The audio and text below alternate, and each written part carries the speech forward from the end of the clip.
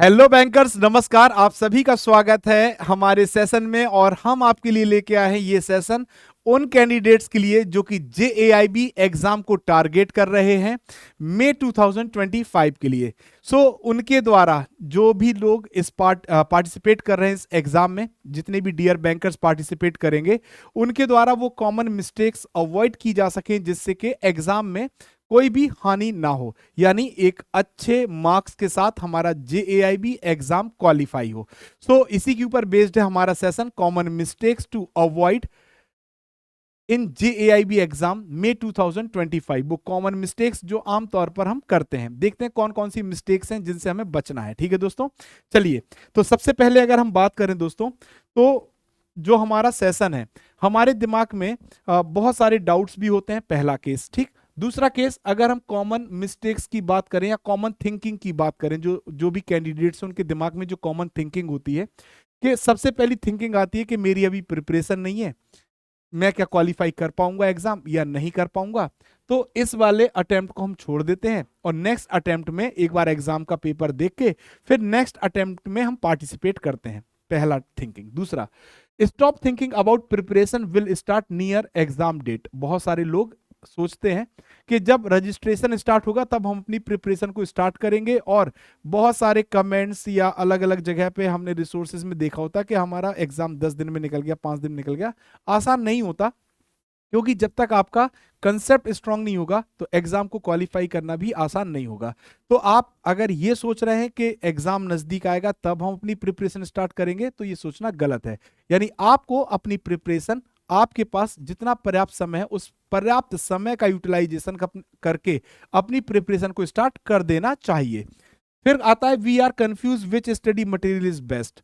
हम एक चीज में और कंफ्यूज रहते हैं कि हम यहां से पढ़ें या यहां से पढ़ें या यहां से पढ़ें। कहीं से भी आप पहले स्टार्ट कर दीजिए अपनी प्रिपरेशन, क्योंकि समय आपका बीत रहा है और समय के अंदर आपको अपनी प्रिपरेशन करनी है। एक बेस्ट प्रिपरेशन अगर करना चाहते हैं तो अभी आपके पास पर्याप्त समय है और उस समय का आप बेस्ट यूटिलाइजेशन कर सकते हैं, है ना। और आराम से अपने डिटेल्ड सिलेबस को देखते हुए अपनी प्रिपरेशन को टारगेट कर सकते हैं। ठीक है दोस्तों। ऐसे प्रश्नों में सबसे पहले अगर आप ये सोच रहे हैं कि आपको अपने एग्जाम को अटेम्प्ट को छोड़ना है तो ये गलत है, क्योंकि आप पार्टिसिपेट करिए। अभी पर्याप्त समय है, बहुत समय, बढ़िया से आप प्रिपरेशन कर सकते हैं, स्ट्रांग प्रिपरेशन कर सकते हैं। दूसरा, अगर आप ये सोचते हैं कि एग्जाम के नियर, जब एग्जाम की डेट आएगी तब हम अपनी प्रिपरेशन स्टार्ट करेंगे, ये गलत है, क्योंकि अभी आपके पास बढ़िया समय है, आप एक अच्छा शेड्यूल बना के अपनी तैयारी कर सकते हैं। ठीक है दोस्तों, तो देखते हैं कौन कौन सी मिस्टेक्स हैं। सबसे पहले हम बात करेंगे द वैल्यू ऑफ जेएआईबी एग्जाम। अगर आप जेएआईबी एग्जाम को क्वालिफाई करते हैं तो आपको क्या क्या फायदे होते हैं, क्या क्या वैल्यूज हैं, ठीक। तो सबसे पहले अगर हम बात करें the value of JAIIB, the way through which a banker can boost their career. तो जेएआईबी एग्जाम अगर आप क्वालिफाई होते हैं तो आपके जो कैरियर की बात करें उसमें बूस्ट मिलता है, ये बात तो सत्य है। जैसे आफ्टर क्वालिफाइंग जेएआईबी एग्जाम या CAIIB exam also employ will have advance knowledge in their working field. तो ये जो आप कंसेप्ट पढ़ते हो, जिन कंसेप्ट के आधार पे आप एग्जाम में पार्टिसिपेट कर रहे हो, आईआईबीएफ ने उन्हीं टॉपिक्स को, उन्हीं मॉड्यूल्स को, उन्हीं पेपर्स को इस एग्जाम में रखा है जो आपके एग्जाम, आपकी वर्किंग से रिलेटेड है ना। तो अगर आप इस एग्जाम की प्रिपरेशन करते हैं, अपने स्ट्रॉन्ग कंसेप्ट्स के साथ आप एग्जाम को क्वालिफाई करते हैं, तो इसका सबसे बड़ा फायदा होगा कि आपकी जो वर्किंग फील्ड है उसकी आपके पास एडवांस नॉलेज होगी। JAIIB cleared aspirants have a lot of weightage in internal promotion held in bank. तो जितने भी कैंडिडेट्स जो जेएआईबी एग्जाम क्वालिफाइड हैं, जब बैंक में इंटरनल प्रमोशन होता है तो वहां पर भी उनको वेटेज दी जाती है, और ऑब्वियसली सबसे इंपॉर्टेंट आपका सैलरी इंक्रीमेंट भी होता है। ठीक है दोस्तों।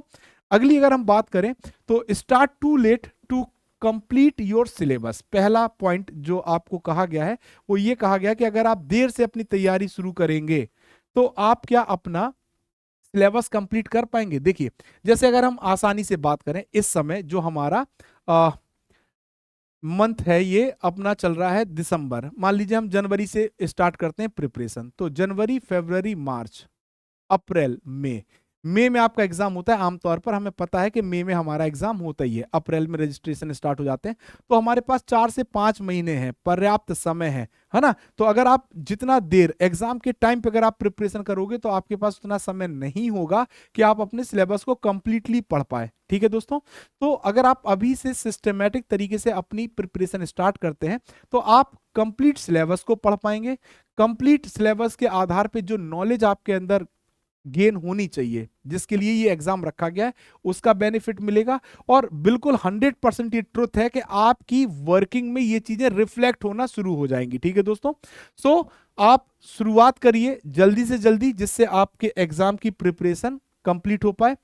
नॉट फोकसिंग ऑन कंसेप्ट, पहली गलती हमने क्या की कि हम देर से अपनी तैयारी स्टार्ट करते हैं। दूसरी गलती हमारी होती है कि हम अपने कंसेप्ट पे फोकस नहीं करते, जबकि जेएआईबी एग्जाम का पूरा पैटर्न ही, एग्जाम का जो पैटर्न होता है वो कंसेप्ट बेस्ड होता है। और ये कहा जाता है कंसेप्ट इज द पावर, कहा जाता है कंसेप्ट इज द पावर। यानी यदि आपके कंसेप्ट स्ट्रांग है तो उसके ऊपर बेस्ड कोई केस स्टडी हो, कोई भी न्यूमेरिकल हो, कोई भी क्वेश्चन हो, आप आसानी से आंसर दे पाएंगे, चाहे वो क्वेश्चन मल्टी स्टेटमेंट क्वेश्चन ही क्यों ना हो।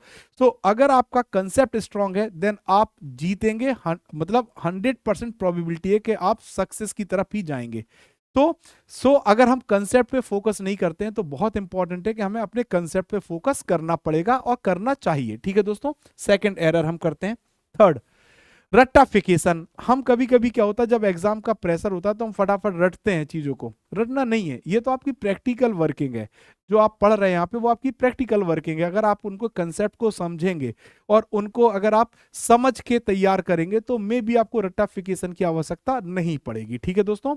फिर इसके बाद जो नेक्स्ट एरर होता है जो नेक्स्ट एरर हमारा होता है वो ये होता है कि हम क्या करते हैं कि जब देखिए 3-4 चीजें समझते हैं स्टेप बाय स्टेप। पहला स्टेप हमें क्या करना है कि अपनी प्रिपरेशन को स्टार्ट करना है समय रहते, ठीक है। दूसरा, जब हमारे प्रिपरेशन ऑन द वे होगी तो हमें अपने मॉक टेस्ट में भी पार्टिसिपेट करना है, मॉक टेस्ट में भी पार्टिसिपेट करना है। तीसरी बात हमें ध्यान रखनी है अपनी प्रिपरेशन करते समय कि हम प्रीवियस ईयर के क्वेश्चन जरूर देखें। क्या देखें? प्रीवियस ईयर के क्वेश्चन हम जरूर देखें। इससे हमें क्या होता है, हमें एग्जाम के लेवल का पता चलता है। क्या पता चलता है? एग्जाम के लेवल का पता चलता है, ठीक है दोस्तों। और उस आधार पे फिर आप अपनी प्रिपरेशन को आगे लेके चल पाते हैं, ठीक है। तो हमें अपने कंसेप्ट को स्ट्रॉन्ग करना है। किसको? कंसेप्ट्स को क्या करना है? स्ट्रॉन्ग करना है दोस्तों, ठीक है। कंसेप्ट्स को क्या करना है? स्ट्रॉन्ग करना है, ठीक है। डन। और एक सिस्टमैटिक शेड्यूल आपका क्या होना चाहिए प्रिपरेशन के लिए? क्या होना चाहिए प्रिपरेशन के लिए? हमारा क्या होना चाहिए?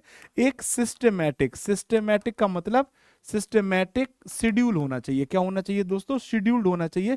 उस शेड्यूल के अकॉर्डिंग हमें अपने कौन कौन से पेपर, डेली हम कितनी प्रिपरेशन, किस पेपर को समय देंगे, उस हिसाब से हमें तैयारी करनी चाहिए, ठीक है दोस्तों। तो ये कुछ गलतियां थी और कुछ चीजें हमें जो करनी है उसके बारे में हमने आपके साथ डिस्कस किया। आई होप आपके लिए बेनिफिशियल होगा। और हाँ, अवॉइड करिए सर कॉमन मिस्टेक्स को, क्योंकि अब हमें जेएआईबी के बाद सीएआईबी को भी टारगेट करना है, ठीक है दोस्तों। सो यदि आपके कोई भी जेएआईबी सीएआईबी एग्जाम के रिलेटेड कोई भी डाउट्स हैं तो आप हमारे टेलीग्राम पे हमसे अपने क्वेश्चंस पूछ सकते हैं, हम आपके आंसर्स देंगे, ठीक है दोस्तों। सेकंड थिंग, यदि आप सिस्टमैटिक प्रिपरेशन हमारे साथ करना चाहते हैं और टारगेट कर रहे हैं मई 2025 जेएआईबी एग्जाम, तो आप हमारे साथ जुड़ सकते हैं हमारे जेएआईबी महापैक के साथ। ऐसा क्यों कहा मैंने? क्योंकि this is the one stop solution. ये हमारा क्या होता है? वन स्टॉप सोल्यूशन होता है। मैं बार बार ये लाइन कहता हूं। वन स्टॉप सोल्यूशन का मतलब क्या है कि एक जगह जहां पर आपके सभी प्रॉब्लम्स के आंसर मिलेंगे। सर हमें आईईआईएफएस की तैयारी करनी है, हमें पीपीबी की तैयारी करनी है, हमें एएफएम की, हमें आरबीडब्ल्यूएम, चारों सब्जेक्ट यहाँ पे अवेलेबल रहेंगे। करंट बैच हमारा फाउंडेशन बैच भी मिलेगा, अपकमिंग बैच एमसीक्यू बैच मिलेंगे, केस स्टडी बैच मिलेंगे, क्रैश कोर्स बैच जो भी आएगा वो आपको इसी सब्सक्रिप्शन में मिलेगा। अगर सर मैं प्रीवियस ईयर के क्वेश्चन देखना चाहता हूं, मैं ऐसे मॉक देना चाहता हूं जो हमारे एग्जाम के लेवल के मॉक हैं, आप बिल्कुल उसी लेवल के मॉक यहां पार्टिसिपेट करेंगे दोस्तों, उसी लेवल की केस स्टडी आप पार्टिसिपेट करेंगे। सर अगर मैं खुद प्रिपरेशन कर रहा हूं और मेरे डाउट हैं किसी भी सब्जेक्ट के regarding IEIFS, regarding PPB, regarding AFM, regarding RBWM, तो आपके डाउट्स को सोल्यूशन एक्सपर्ट टीम के द्वारा सोल्यूशन प्रोवाइड किया जाएगा, उसमें हम भी इन्वॉल्व हैं और मैक्सिमम आंसर हम आपके साथ जुड़कर देते हैं। ठीक है, यदि सर मैं आपके नोट मतलब जो भी क्लासेस हुई हैं उनके नोट्स की बात करें या हम प्रिपरेशन करते समय अगर हमें PDF चाहिए तो सर आपको ई बुक भी अवेलेबल होंगी यहां पर। ठीक है, सो वो सभी चीज जो आपको रिक्वायर्ड होती है अपने JAIB एग्जाम की प्रिपरेशन के लिए, वो सभी चीजें आपको मिलेंगी हमारे JAIB महापैक।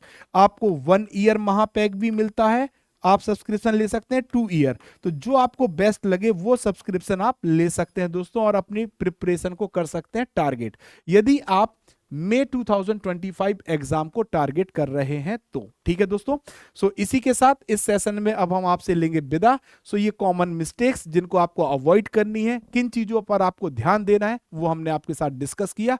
आई होप आपके लिए बेनिफिशियल होगा। सो इसी के साथ इस सेशन में हम लेंगे विराम और फिर मिलेंगे नेक्स्ट इंपॉर्टेंट पॉइंट के साथ जो आपके साथ डिस्कस होना चाहिए यदि आप JAIB एग्जाम को टारगेट कर रहे हैं तो। So thank you very much.